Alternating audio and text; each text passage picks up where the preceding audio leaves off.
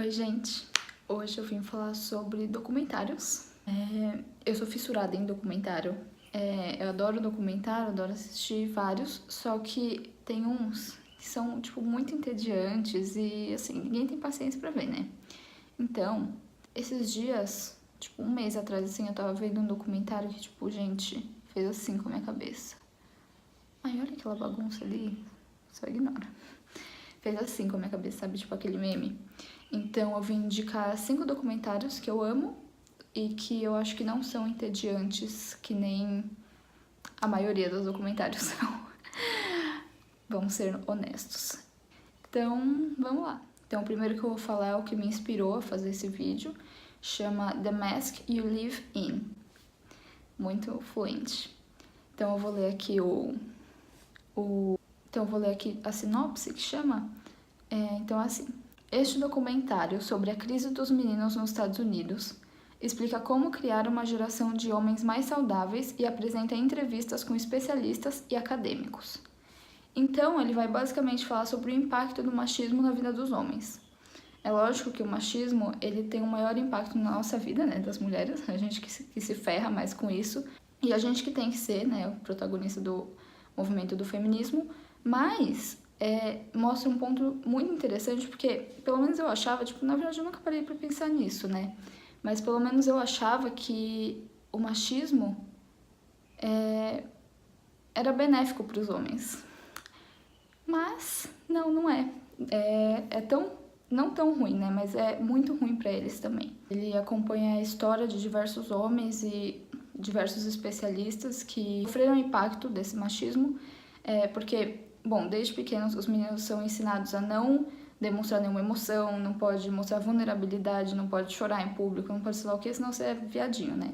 Então, muita gente sofre com isso, né? Porque, imagina, você tem todas essas emoções e aí chega um ponto da sua vida que você não pode mais demonstrar elas. E mostra dados muito interessantes dos Estados Unidos. Vou ler aqui. Então, 1 em cada 4 meninos sofrem bullying e apenas 30% notificam um adulto. Suicídio é a terceira causa mais comum em meninos. Menos de 50% deles buscam ajuda. E os homens são mais prováveis de largarem a escola e de serem expulsos. Então, o documentário ele relaciona isso com a história de diversos criminosos. Eles vão em uma penitenciária, acho que de segurança máxima dos Estados Unidos, que são tipo aqueles presos que são realmente perigosos. E eles conversam com eles tipo, sobre a história deles e todos eles têm tipo, uma origem muito similar, que sofreram esse impacto do machismo desde crianças, que tipo, são ensinados a resolver as coisas com violência, enfim. Também relaciona com os assassinos em massa, que cada vez tem mais, tem um caso recente aqui no Brasil,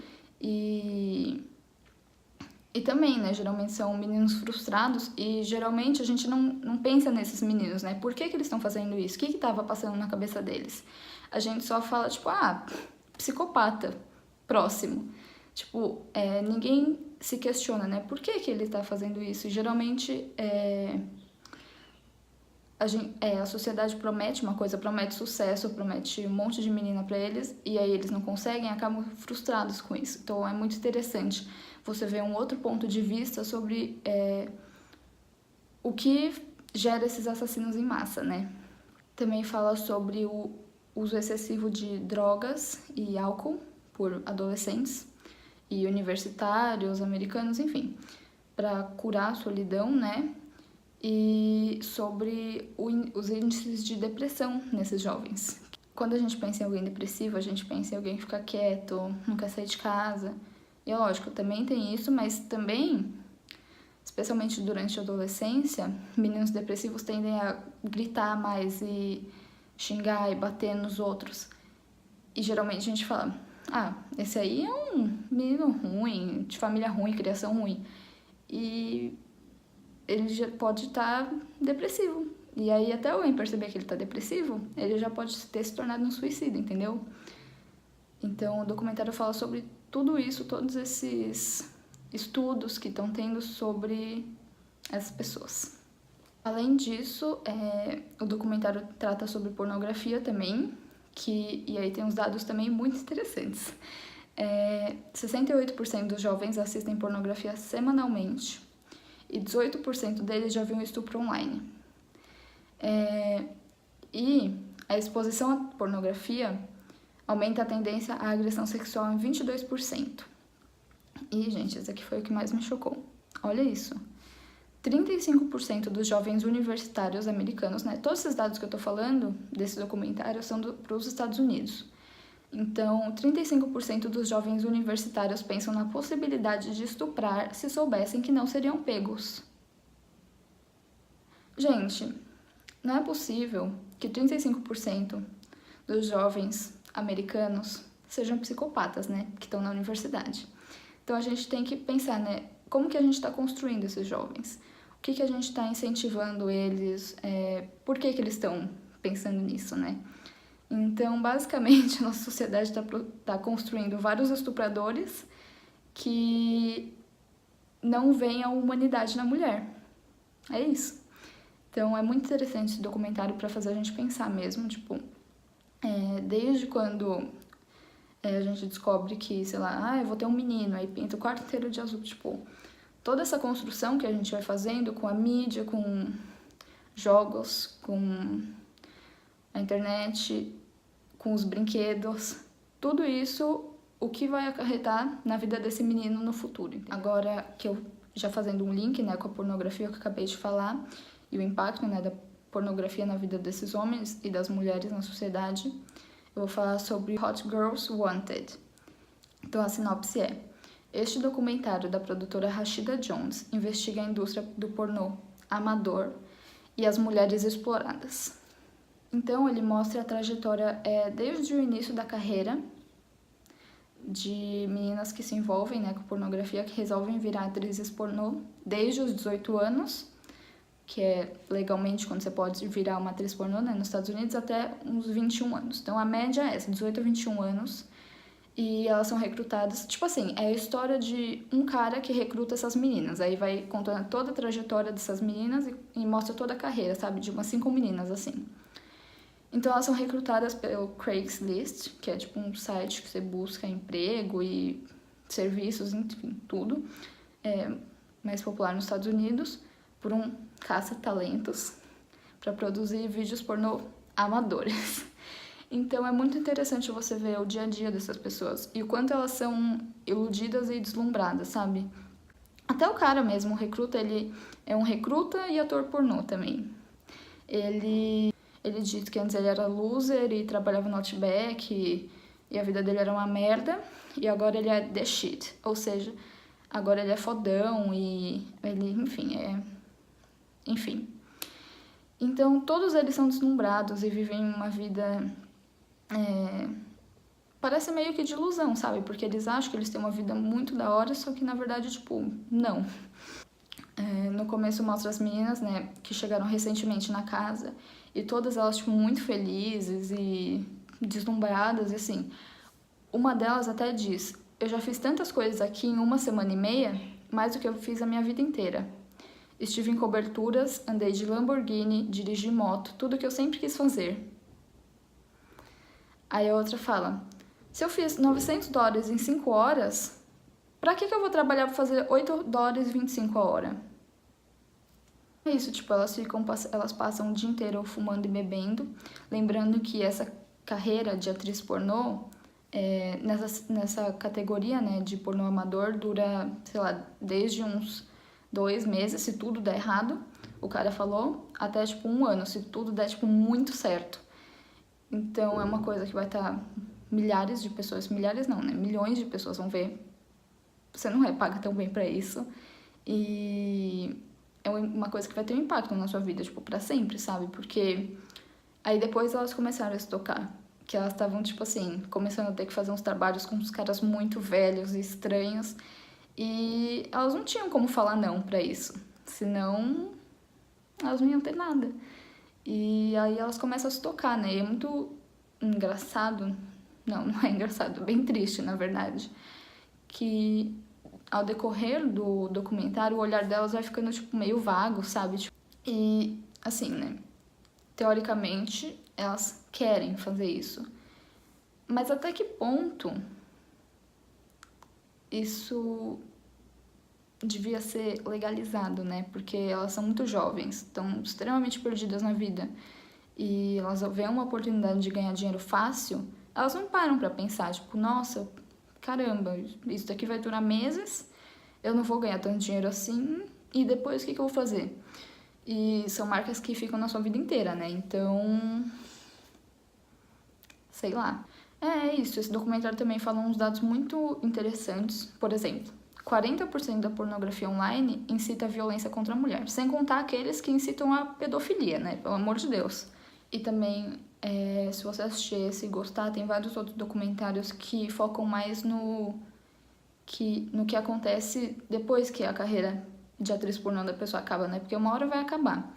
Sendo de 1 ano, seja de, sei lá, 5, porque uma hora você envelhece, né? E aí ninguém mais vai querer fazer vídeo com você. Então, tem um que chama After Porn Ends. E aí tem, acho que esse aí tem 3, 4 continuações, tipo, tem vários dele, contando histórias de várias pessoas. E tem um que chama Pornocracy. Então, é isso. Agora, outro documentário que eu quero falar, que na verdade são 2, que eu juntei em uma categoria só, que é o What the Health e o Cowspiracy. E ambos deles falam sobre o consumo de carne e o impacto que tem na sociedade. Um deles fala sobre o impacto na nossa saúde e o outro o impacto no meio ambiente. Então, é o mesmo cara que faz os documentários, tipo, ele é muito fofo, tipo, muito engraçado até, se não fosse trágico, né, também. E é isso, então o What the Health, eu vou ler aqui a sinopse, é assim: o elo entre alimentação, doenças e os bilhões de dólares em jogo do sistema de saúde, indústria farmacêutica e alimentar é examinado de perto neste filme. Então fala umas coisas muito interessantes. Por exemplo, carne processada está no grupo 1 de cancerígenos, assim como o tabaco, o amianto e o plutônio. Não é legal? A carne vermelha está no grupo 2, logo em seguida. E ele fala sobre... Ele investiga, né, sobre o impacto do consumo de carne no índice de câncer na nossa sociedade, porque a nossa sociedade está tendo muito câncer, né? E todo mundo fala, não, genética, é só genética. Só que, na verdade, não é só genética. Assim como diabetes, demência e N outras doenças que você quiser citar.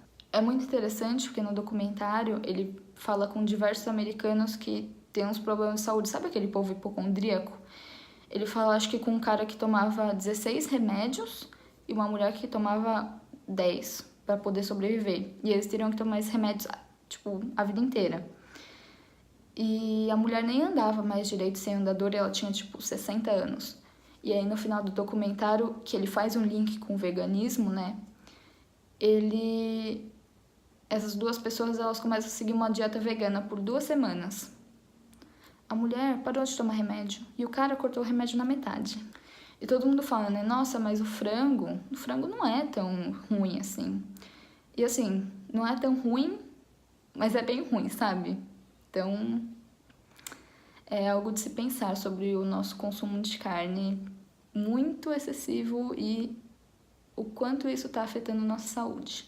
Aí o outro é o Cowspiracy, que a sinopse é: descubra como a agropecuária intensiva está dizimando os recursos naturais do planeta e por que essa crise tem sido ignorada por grandes grupos ambientalistas.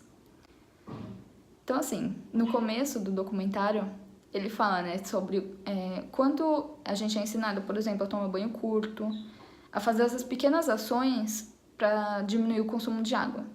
Só que, na verdade, o nosso consumo de água em casa, normal, é de 5% do consumo total de água. E o consumo de água pela agricultura é de 55%. Olha só que lindo. Então, você pode tomar quanto banho você quiser, sabe? Que você não vai ter tanto impacto. É óbvio, é muito bom você buscar diminuir o seu consumo de água e ser uma pessoa mais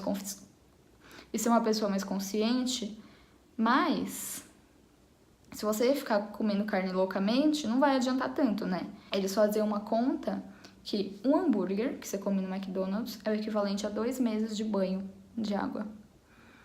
Então, outros dados interessantes desse documentário. A produção animal é responsável por 51% dos efeitos do aquecimento global. É responsável por 91% do desmatamento da Amazônia brasileira. E muitas vezes a gente acaba achando que se a gente consumir carne orgânica, que é criada no pasto, livre, vai ser menos ruim. Mas são mais poluentes do que a vaca criada no galpão, né, confinada. A vaca não, o boi, né? Então, você tem que pensar. O que você acha mais importante, sabe? Você consumir carne ou o meio ambiente? Então, e é muito engraçado, porque esse cara, ele é muito cínico.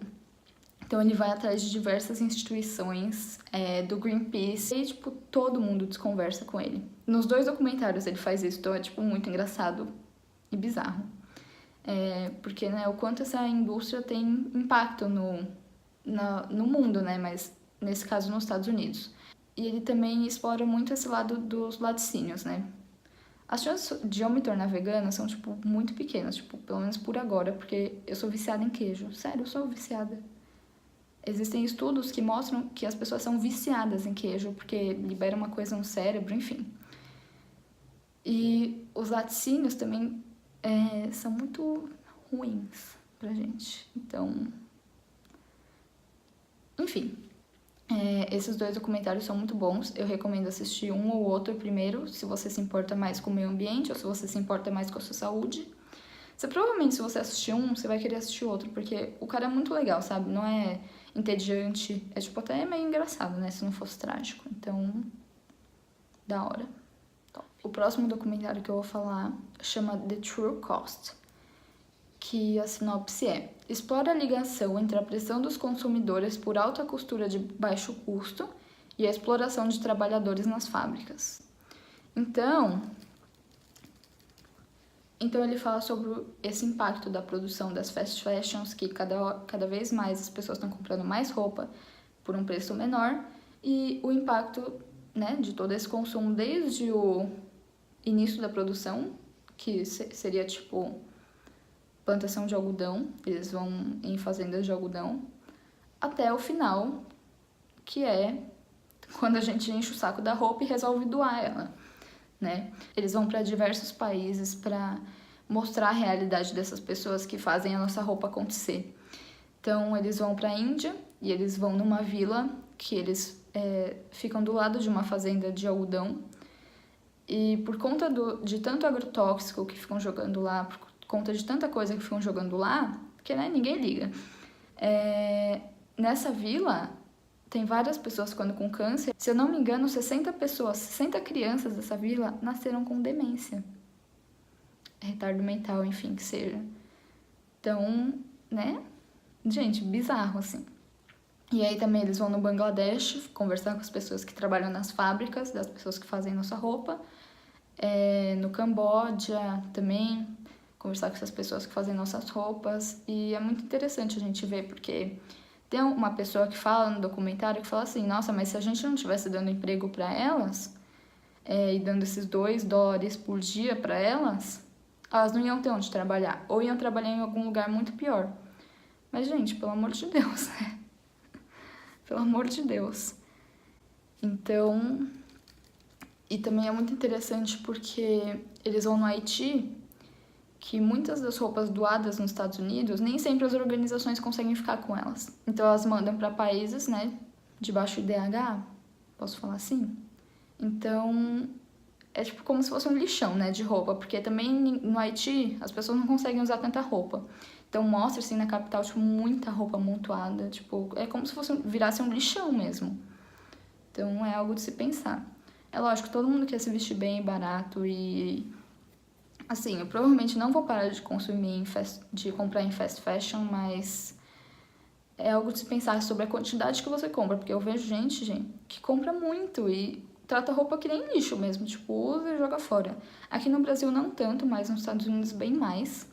Então, também você procurar comprar de produtores locais, de costureiros, pelo menos você mandar fazer sua roupa. Tem o trabalho escravo, muito provavelmente, né, na produção dos tecidos, mas você já corta uma etapa desse trabalho escravo. você procurar comprar suas roupas em brechós, porque aí a roupa já existe, né? E também tem um negócio muito legal, que eles fazem muito, tipo, lá fora, que é você fazer um evento que você troca as suas roupas com as suas amigas. Então, tipo assim, todo mundo... Eu levo 5 roupas, 5, sei lá, 10. A minha amiga leva 10 roupas, a minha outra amiga leva 10 roupas. Aí a gente troca as roupas, então é uma ótima forma de você conseguir roupas novas, bonitas, legais, sem estar criando mais roupas, né? Porque às vezes tem uma coisa que você nem usa no seu armário e, sei lá, sua amiga iria adorar essa roupa. E o último, pra descontrair, eu vou falar da Terra é plana. Gente, eu vi esse documentário muito engraçado. É engraçado, mas também é triste. Vou ler aqui a sinopse. É assim: você já ouviu falar nos teóricos que defendem que a Terra é plana? Conheça de perto alguma dessas pessoas que convivem numa sociedade que rejeita essa crença. Então, gente, é muito bizarro essas pessoas, porque no documentário eles falam com uns 3 terraplanistas, 4, e seguem, né, a rotina deles, e porque geralmente eles são pessoas que começaram a viver disso mesmo, são ativistas? Não ativista, mas sabe, não sei. E também falam com alguns astrofísicos e cientistas americanos que, né, refutam essa ideia. O documentário, às vezes eles tentam fazer alguns experimentos para provar, né, que a Terra é plana e, tipo, não dá certo. Ou eles são, tipo, muito imprecisos. E aí também baseam muitos pensamentos nele no que eles veem. Tipo, nossa, eu vi a linha do horizonte e ela é reta. Então, a Terra tem que ser plana por causa disso. E, tipo, eles rejeitam qualquer tipo de embasamento científico, sabe? Eu não sei o que deu errado na vida deles, eu não sei. Tipo, dá até dó, na verdade.